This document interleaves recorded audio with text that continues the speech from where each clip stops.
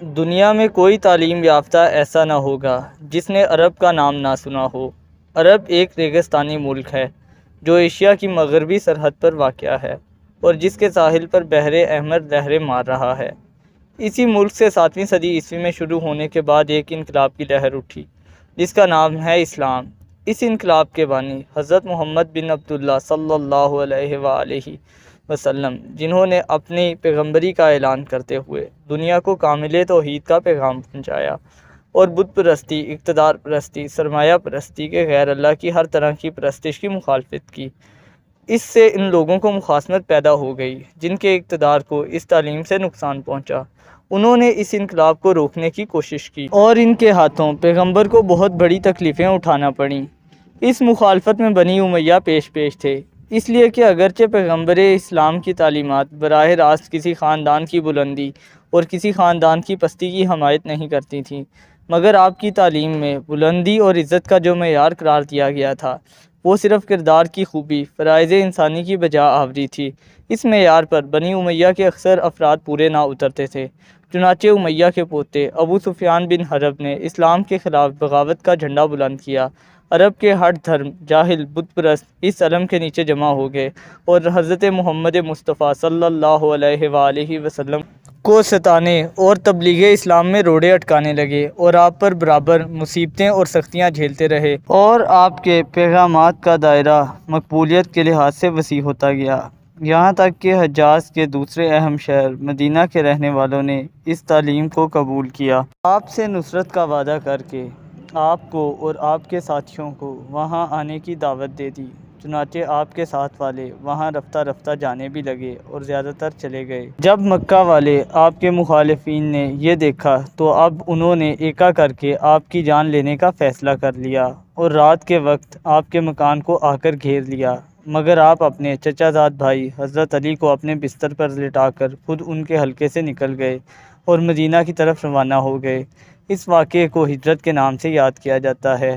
اسی سے مسلمانوں کے ہجری سن کی ابتدا ہوئی ہے۔ دشمنوں نے ہجرت کے بعد بھی آپ کو چین سے بیٹھنے نہیں دیا اور کئی مرتبہ چڑھائی کر کے آپ کو قتل کرنے آئے۔ مجبوراً آپ کو کئی لڑائیاں لڑنی پڑیں جن میں بدر، احد، احزاب بہت مشہور ہیں، مگر ان تمام لڑائیوں میں ابو سفیان کو ہر مرتبہ شکست ہوئی اور حضرت محمد مصطفیٰ صلی اللہ علیہ وآلہ وسلم کے حامیوں کی تعداد اور ان کی طاقت برابر بڑھتی رہی۔ آخر بنی امیہ کی قوت بالکل ٹوٹ گئی اور اپنی کمزوری کو چھپانے کے لیے انہوں نے بھی قبول اسلام کی نقاب ڈال لی، مگر موقع کے منتظر رہے کہ اسلام کی طاقت کچھ بھی کمزور ہو تو انہیں اپنے گئے ہوئے اقتدار کو واپس لانے کا موقع ملے۔ حضور اکرم کی زندگی میں ان کی اس آرزو کے پورے ہونے کا کوئی امکان نہ تھا، مگر اس کے تھوڑے ہی عرصے بعد حضور کی وفات ہو گئی اور مسلمانوں کے نظام میں ابتری پیدا ہو گئی۔ سلطنت وقت کی دنیاوی مصالح نے بنی امیہ کو شام میں اپنی حکومت قائم کر لینے کا موقع دے دیا، جو شروع میں صرف ایک صوبہ دار یا گورنر کی حیثیت سے تھی، مگر رفتہ رفتہ اس کے اقتدار اور قوت میں اضافہ ہوتا گیا، یہاں تک کہ آخر میں اس نے خود مختار سلطنت کی حیثیت اختیار کر لی۔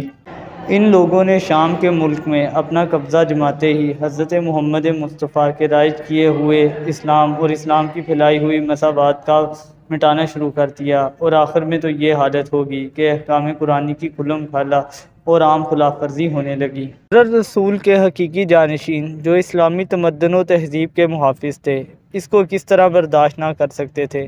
جب علی ابن ابی طالب، جو رسول اللہ کے چچا زاد بھائی اور ان کی آواز پر سب سے پہلے لبیک کہنے والے اور شروع سے آخر تک اسلام کی اشاعت میں ان کے دستے بازو تھے، مسلمانوں کے تخت حکومت پر آئے تو انہیں حکومت شام سے مقابلہ کرنا پڑا اور صفین کی خون ریز لڑائی ہوئی، مگر ابھی حضرت علی کا ارادہ اور کام مکمل نہیں ہوا تھا کہ مسجد کوفہ میں عین حالت سجدہ میں حضرت علی کے سر پر تلوار لگائی گئی، جس سے آپ نے شہادت پائی۔ حضرت علی کے بعد آپ کے بڑے فرزند امام حسن نے کچھ شرائط کا پابند کرنے کے بعد حکومت شام سے صلح کر لی، مگر حکومت شام نے ان شرائط کی پابندی نہیں کی اور خفیہ طور پر انہیں زہر دے کر ان کی زندگی کا خاتمہ کر دیا۔ اب پیغمبر کے خاندان میں اصول اسلام کے تحفظ کی پوری ذمہ داری حضرت حسین علیہ السلام پر تھی۔ جو حضرت محمد مصطفیٰ کے دوسرے نواسے اور حضرت علی کے چھوٹے بیٹے تھے۔ حکومت شام کے تخت پر ابو سفیان کا پوتا یزید بن معاویہ بیٹھا تھا، جو بڑا ہی شراب خور اور بد کردار تھا اور ایسے اخلاقی جرائم کا مرتکب ہوتا تھا جن کا تذکرہ بھی تہذیب اور شائستگی کے خلاف ہے۔